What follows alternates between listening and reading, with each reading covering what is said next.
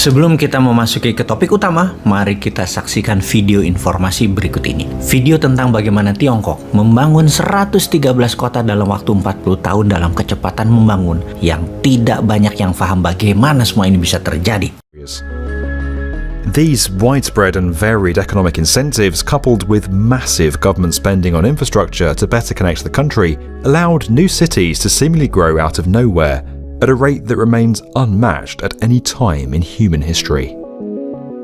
While the likes of Shenzhen, Guangzhou and Wuhan are now more widely known, dozens of others are yet to achieve the same notoriety, despite now having enormous populations and playing an increasingly important role in the global economy.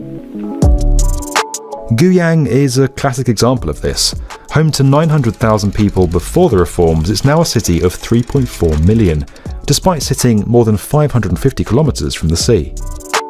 Lacking the easy access to global markets that coastal cities enjoy, Guiyang's economy transformed from one centered around machine manufacturing and mining to services, with an emphasis on computing and big data. Foxconn, Microsoft and Huawei all now run offices in the city. Despite now boasting a modern skyline, Guiyang has retained many historical sites, including the Qingyan ancient town and Jiaxiu Pavilion, which have contributed to a growing tourism base. Though still small for China, the city opened its first metro line in 2017 and has 2 more already under construction. A network of 8 is planned in total. Heading to the east coast, Wuxi forms part of the Yangtze Delta megalopolis that's now home to over 75 million people. Nestled between Shanghai and Nanjing, the city's gone from 850,000 residents in 1985 to 3.3 million today. That's bigger than Athens. When the Wuxi New District was created in 1992, it began to turn the city into one of China's major industrial parks and a centre for scientific and industrial innovation. The likes of Siemens, Hitachi, Volvo and AstraZeneca are now all based there. This abundance of multinationals has transformed the skyline, and 21 skyscrapers have been built since 2005. 3 supertalls were opened in 2014 alone. Tourism's also played a part in the city's growth, particularly as it boasts one of the world's tallest statues, the 79-metre Grand Buddha at Lingshan. For comparison, the Statue of Liberty is just 46 metres tall without its base.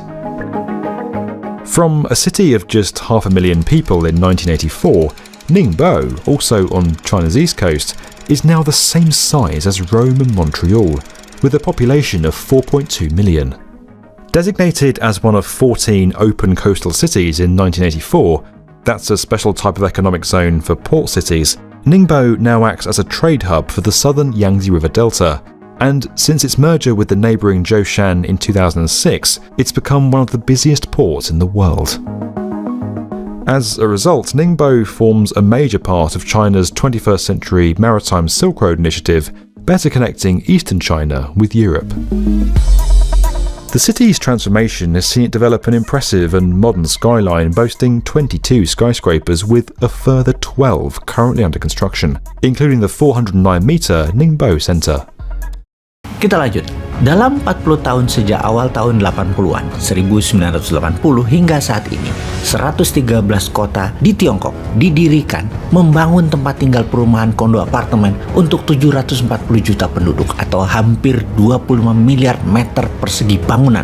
Mereka membangun 270.000 kilometer jalan raya dan anak jalannya, membangun 87.000 kilometer rel kereta api biasa, dan membangun 25.000 kilometer rel kereta api cepat, 20 pembangkit listrik tenaga nuklir, 55 power plant berbasis batu bara, solar, dan lain sebagainya, dengan total 250 megawatt listrik beserta jaringan transmisi ke seluruh Tiongkok, membangun 17 bendungan dan jalur irigasi, dan berbagai pembangunan lainnya dengan nilai investasi mendekati angka $50 triliun jika diakumulasi nilai tersebut dalam 40 tahun atau senilai hampir 400 kali APBN Indonesia yang hanya 130 billion dolar. Dari mana uang Tiongkok bisa segitu banyak? Adakah yang memberikan Tiongkok pinjaman atau dari dagang atau dari modal 10 jual 15 untung 50%? Jadi dengan 50 triliun dolar tersebut yang buat membangun Tiongkok harus punya omset atau harus punya revenue 150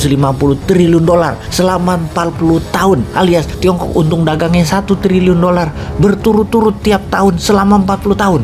Oke, mungkin aja, tapi siapa yang beli? Emang ada yang beli dengan nilai segitu besar? Sewaktu awal tahun 80-an, Tiongkok menghasilkan apa? Kalau 10 tahun terakhir mungkin dagangannya untung 1 triliun dolar, surplus per tahunnya mungkin di tahun 80-an, di tahun 90-an, di tahun 2000. Bagaimana Tiongkok membangunnya? Jadi pertanyaan sekali lagi, bagaimana cara Tiongkok membangun semua itu di awalnya? Kita lihat ke Indonesia sekarang. Untuk membangun ibu kota baru, IKN, hanya sarana dan prasarananya saja perlu 1.000 triliun rupiah anggarannya. Kemudian perlu 10 tahun untuk membangun fisiknya.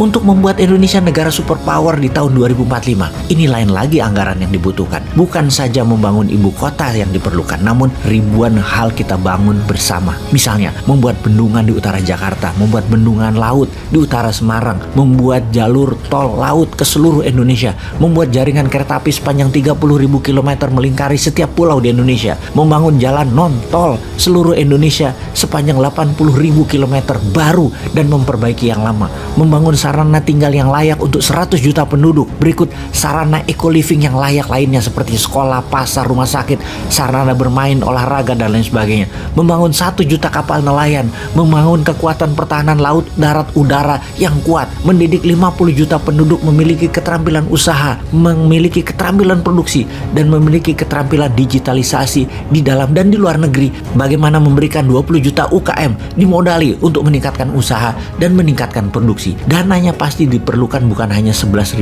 triliun rupiah atau dalam bilangan dolar 750 billion yang belum juga 1 triliun dolar. Maka kita perlu dalam 23 tahun ke depan setengah apa yang diperlukan Tiongkok membangun. Indonesia butuh sekitar 25.000 billion atau 25 triliun dolar atau setiap tahunnya lebih kurang 1 triliun dolar atau 1.000 billion dolar. Baru pada tahun 2045 Indonesia menjadi negara superpower sejajar Tiongkok, sejajar Amerika. Dari mana 25 triliun dolar tersebut?